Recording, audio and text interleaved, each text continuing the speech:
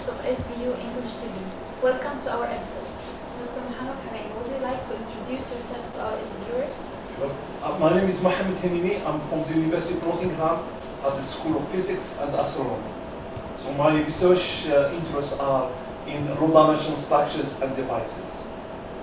We would like to know more about the workshop today and about the lectures. Okay. So far we had 1 day of lectures, and it's been very, very fruitful because the lectures were really kind of geared towards students. And so far I think this lecture has been very, very good. We should practically discuss some topics of solar cells, which is very important for Egypt in terms of energy. Will there be any lectures held tomorrow or? Yes, so this workshop is a 2-day workshop. So there will still be another day tomorrow, where as well some other researchers, in this time probably as well students will give some lectures as well from Nottingham. Okay, solar energy anticipated to be the world's most source of electricity by 2050, I think. Could you tell us more about it? Yeah, well, as one of our colleagues and you lectured this morning, we need some other alternative of energy. And of course, the obvious one is solar energy, which is there, it's renewable, it doesn't pollute, and these are something we need to tap into this energy. And now we can see that the use of solar energy is increasing exponentially all the time. We see it in our roofs, we see it in our car parking, we see it in many different parts of our everyday life. So I think it will be very, very important as well as I said, an alternative source for generating energy. Okay, would you like to tell us some ideas to use or benefit the solar energy here in Egypt? Of course, I mean, Egypt has got plenty of sun compared to other countries, you see. So, the number of days when you get sun is much higher than other countries. So I think it's going to be very, very beneficial, of course, to Egypt because it's something which you have abundance. You see, I think it will be very, very important for countries like in the Middle East where the sun is all the time in this, right in the sky. Yeah. Okay, we would like to know your impression about SBU and about Canada or Egypt. Sure. This actually is not my first visit. It's my 3rd visit to SBU. So I remember Professor Mahmoud Said, he organized the first workshop on nanotechnology about 2 years, 3 years ago, which I attended, and I can see that the number of students is increasing all the time, and I can see that the lecture sessions. So I think the University of South Valley is absolutely, you can see it year after year that it's going up, all the time. I would like to thank you for having me here. Thank you very much for having me. Thank you. Dr. Mohammed, I'd like to ask you, actually it caught my thought during your presentation, the word quantum machines. Why do we need quantum machines? Well, maybe not quantum machines, but quantum devices. You see, quantum devices. Because these are, you can really make them smaller, you make them cheaper, and just what you can make, as I said in my lecture, you can have more they can do more things at the same time. So making things smaller, it has got many benefits. But the beauty of it is that you can make new devices. Absolutely, you can engineer new devices by using quantum effect rather than using classical mechanics. So classical devices or classical machines versus quantum devices. What is the difference between the two? Okay, so for example, you can have robots which can be as big as you, as big as me, do some tasks, for example, in car machines, to put cars together. But as well, you can have a very, very small, tiny robots which can be injected inside your blood vessel and can go, for example, and then find, for example, like cancer cells and try to attack solar cells. So these can become, instead of become bigger, they can become very, very smaller robots going inside you as well. So the aim is to make this big size smaller. It's a small size. The last question is the MBE between the glorious past and a promising future. Yeah.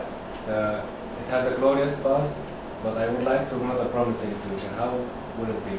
Yeah, but because this technology allows you to really fabricate some of these materials with very, very high purity. And that's what is very important about this technique. So there are now as well some new material systems which need to be really, people have tried this kind of material system with other techniques, cheaper technique I would say, but they haven't really managed to really make them pure, to be, to be exploited, to make some new devices.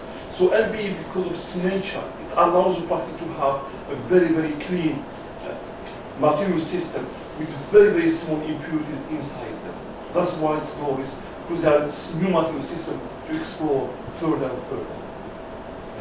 And I remember the initials MBE, you said money buys everything, and you laughed. Well, that's just an acronym, but if you have money, it makes life easier, especially in research, because without the funding, it's very, very hard to do research. And so I think that's why I think our politicians need to understand that research is very expensive and they need really to invest in research center, as Professor Ahmed has said earlier, and some other colleagues have discussed. There is a lack of really good infrastructure to do really good research. So you can have the best researcher, but if you haven't got the means to do the research, it's very, very difficult. So if I give you an example, if somebody has got a BMW and you got a bicycle, you cannot practically compete. Of course. So it's true that money buys everything in the field of research. Well, it doesn't buy everything. I mean, that was just a kind of joke, because you cannot research. You cannot just buy results. You need researcher with good money to buy good equipment to do proper research. But at the end of the day, it's all time hard work. As Edison said, genius is 1%, but sweat is 99%. So you have to work hard, even if you have got the money, if you haven't got, so even if you're a genius, but if you haven't got the right tools, it's very hard to compete. So, Doctor, the solar cells or the solar energy, who are the big players in this field? And why Germany is the pioneer, or why Germany is the leader in this field? The big players, if you say from production, actually that has shifted from Europe to China. So most panels are now produced in China.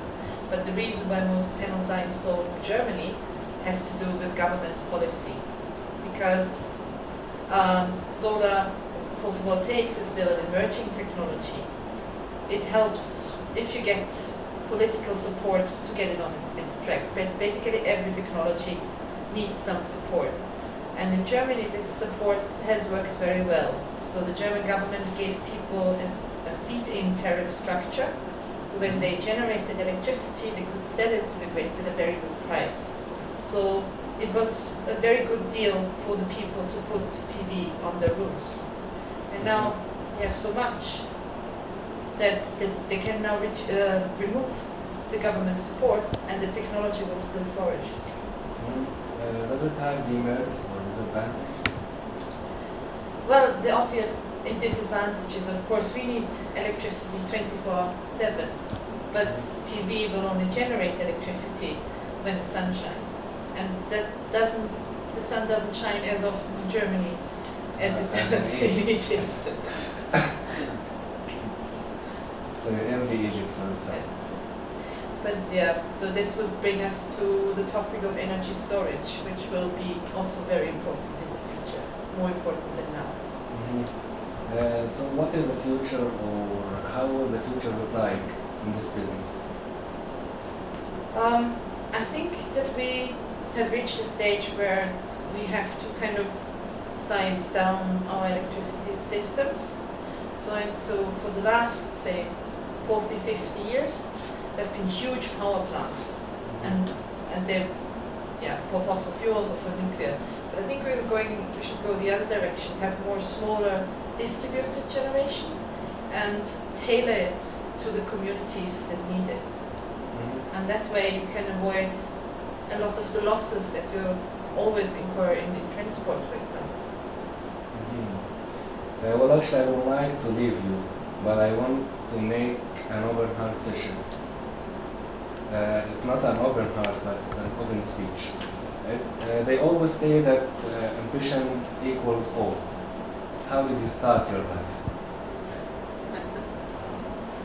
So, as the English say, before you run, you have to learn how to walk. So this is with research. It's exactly the same. We started as well as a student, like you yourself, and we learned how to do research, through our supervisor, through our institution, through collaborating with people. And that's how you build up your careers, by not only doing things for yourself, but as well you have to really network, because as they say in Arabic, يد واحدة ما تسبق. So you have, especially now, it's more important than ever, because you cannot be practically genius in everything. So, in order for you to succeed in research, and you have to practically collaborate with many people, and that's how you get successful. So you have to start, step by step, and then build up, like building a house. You have to have first the foundation, and that's what you have to do, a good degree, at a good university, in order to get this foundation, the tools. That's what I said, the tools. And then when you're going to build the house, it's on a strong foundation. But if the house is not on a strong foundation, it will fall very quickly. So I think doing a good degree and motivating the student to have really work hard in the undergraduate, and really to be, encourage them really to show them, look, if you don't study hard now, it's very hard for you to really do well in the future. So that's what my advice. I come from Algeria, and I know that, despite that nowadays actually the students are much more fortunate than we were, because everything at hand. In our time, we didn't have all these things. One book probably shared by 20 people. You have to wait probably 1 month to get that book to read. So you are much more fortunate than we were. So I think you got, especially now you got much more opportunities than we have. So practically you can shape your own future by working hard and communicating and collaborating with a lot of people. That's a success. Nice. Doctor, what was your ambition?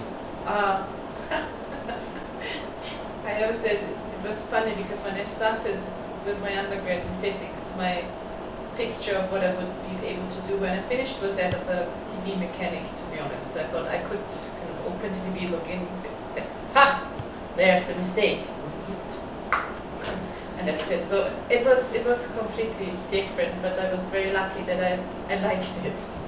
But I would agree. It's really you don't really know how important it is to really have a strong foundation, to really kind of learn during your undergrad.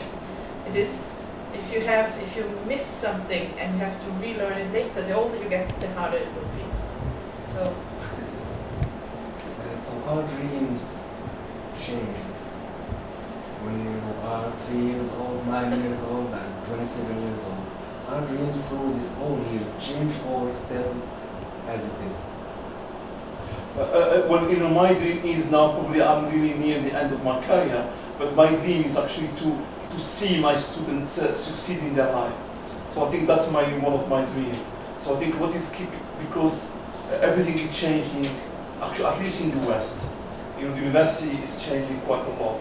But I think what's motivating me more now is to see my young students becoming independent themselves and succeeding in life. And I think that's what I measure as a success for myself. So that's my dream, to see my students really doing very well in the future. Well, when you were 9 years old,